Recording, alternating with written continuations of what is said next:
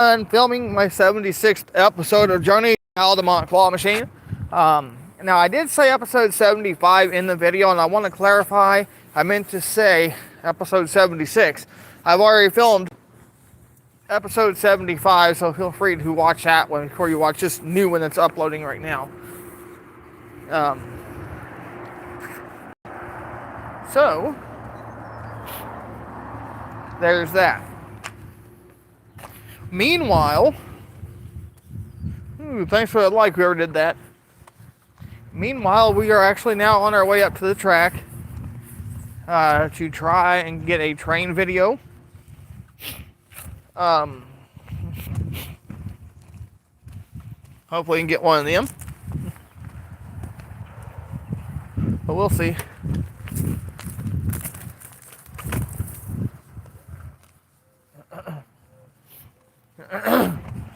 We shall see. Now, we will see what the train gods will bring us. Will they grant us a train today? Now, I do need to call Union Pacific sometime today and let them know that they have a dead bell over on Madison here in Altamont, which is up in a little subdivision here in Altamont. Now keep in mind they got an old SafeTran bell still on that crossing. Now I do believe it is a second gen from what I have been told. And we're going to see what kind of stuff that I can get into. Like I said, I already played the claw machine, got a couple. So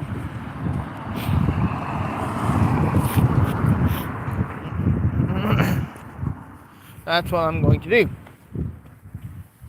Now, it is a little cool outside, but it's actually more tolerable than it was yesterday. And the forecast is showing that, we're going to start seeing a warming trend. And by the middle part of next week, we'll see highs in the low to mid 60s, which will be on Wednesday. But there's also a chance of rain in the forecast Tuesday, Wednesday, and Thursday of next week. Now,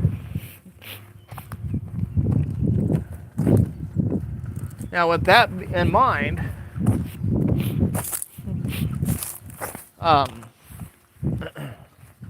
just be aware that, the ground is already saturated. Spring is just around the corner, so you already know what that means. We usually typically see a lot of rain right in the first half of spring, usually the first couple of weeks of it. That's the way it has been in the last several years just here in Illinois, especially in the part I'm from. And, you get all that rain. And from the snow being on the ground and melting when the temperature rises above freezing, especially when that ground temperature comes up, the ground becomes soggy, especially in grassy areas and things like that. So any rain that we would be able to receive, it'd basically run off and cause some flooding problems. And that typically happens in low-lying areas with poor drainage, ditches and things like that. So there's that to keep in mind. Now, the Pirates test did prove to be a little bit back to claw machine talk right quick. I do have a couple of restock videos posted here on my channel. 2 restock videos just in one day. Both of them were filmed on Friday.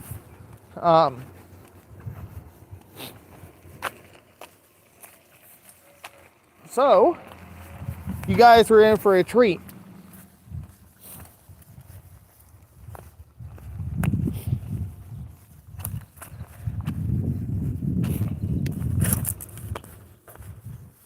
And and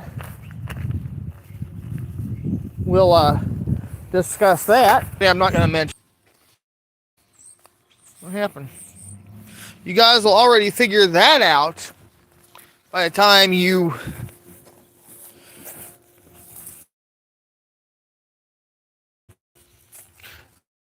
already reach the video and you see the window clingy in the back of the claw machine. So let's just keep that in mind. But yeah, not much really going on. Other than that, I got a seal and a yellow thing now. I'm going to tell you, when I won the seal, the machine was not ready to pay out. And how I know is the claw did open up and let go, but luckily it threw the prize into the prize chute. And why, you might ask that, is because I was not too far from the chute. So even though the machine was not ready to pay out, I was still able to win. And then it just became a payout battle after that. So, and then very last try, I managed to hook the plexiglass on the prize chute. So, but you know, that there will be how it's going to be.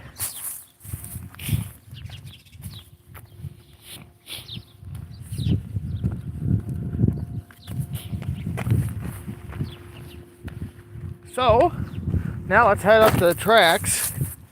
I might be able to get a training video. We'll see about that now.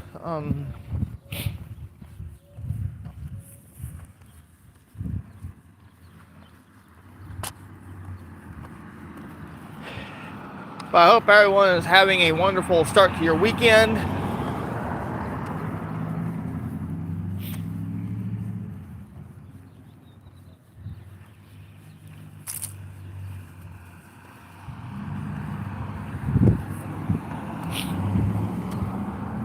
So,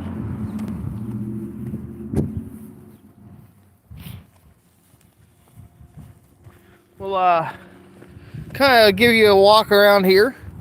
So, we are actually heading up to the 3rd Street crossing right now, where CSX actually changed the crossing, and you will see that the cantilever is no longer there.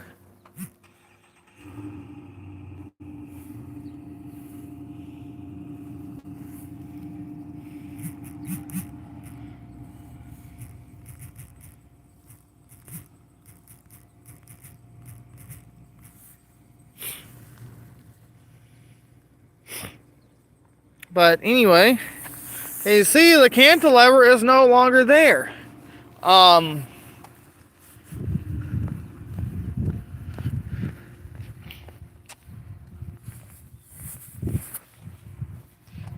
So that means the USS teardrop bell is also gone. And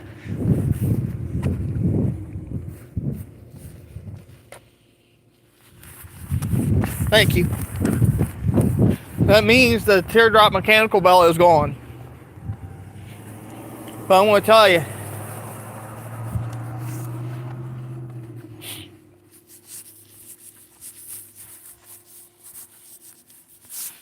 that bell would have been really heavy, and if I would have got that bell, that would have been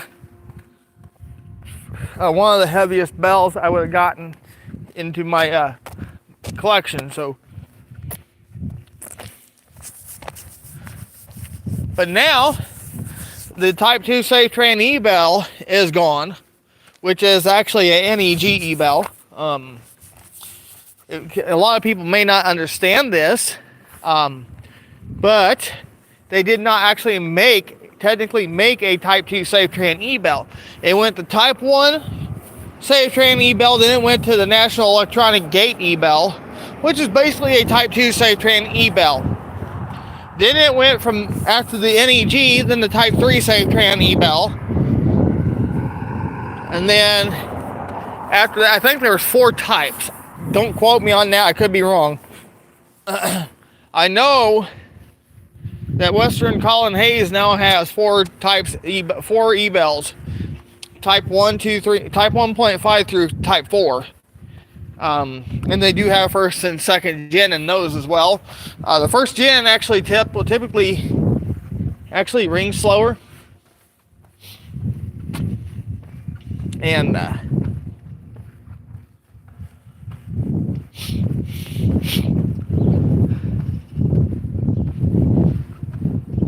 so you got to factor in that too.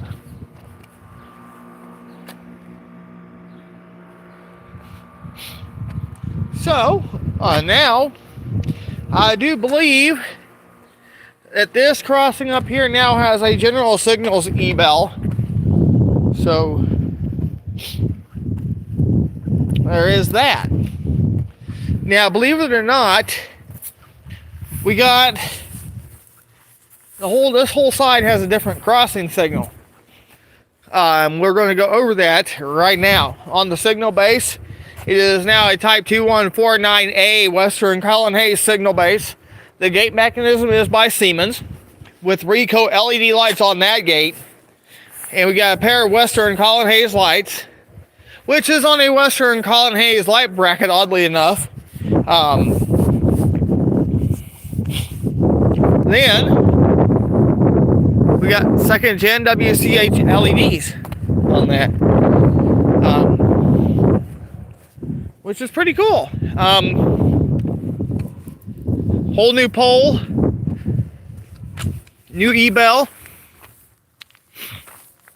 There's that Western Colin Hayes base, and that light bracket's also by Western Colin Hayes, which you typically only see Safe Tran. Sometimes they fabricated material light bracket, or WRRS and Safe Tran. You see a few Progress light brackets, like on some of the crossings you would in Effingham. So there is that.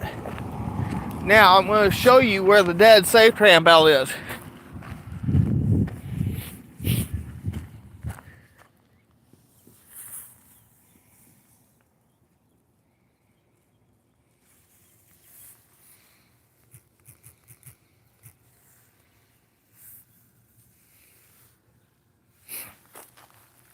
But if any of you guys are also going to be watching Super Bowl Sunday, that is tomorrow. The game starts at 5 o'clock.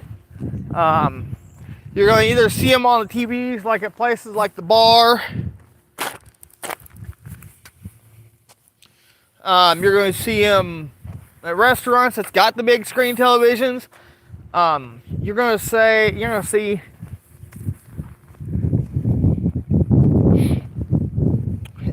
see it anywhere that's got a big screen television. So, but the thing is, with COVID still going around, of course they're saying the pandemic is coming to an end, but still you need to be vigilant and well aware that you ultimately probably need to wear a mask. Depends on what your COVID-19 guidelines call for. But yeah.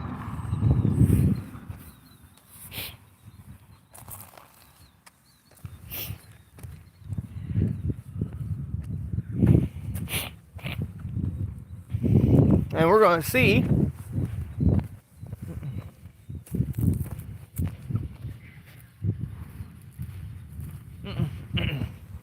what is going on here. Now, I'm going to tell you these crossings owned by Union Pacific out here. I'm doing good. Because CSX done away with the cantilever, so because they actually are getting ready to replace all the signals and actually put LED lights in place of the current incandescence that's here. And pretty soon everything will be LED here.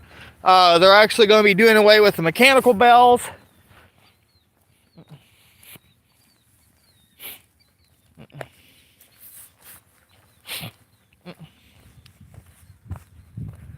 So there's going to be that.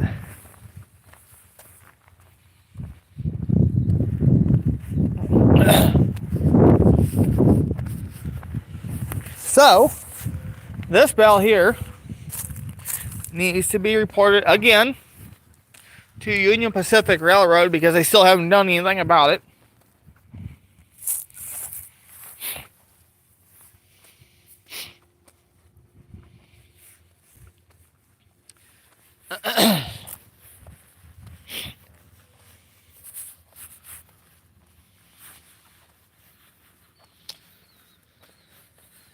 And this bell does not work at all.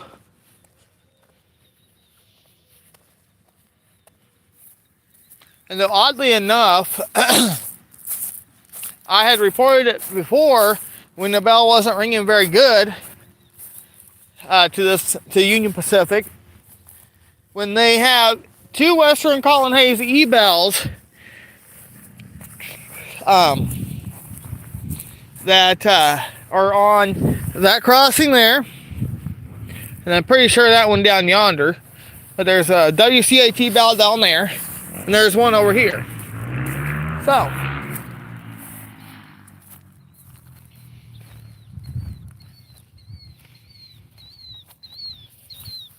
there's that. But anywho, we're going to end the stream. I hope y'all enjoy the rest of your weekend. And before I go, I always want to remind you that Jesus loves you and have a wonderful day.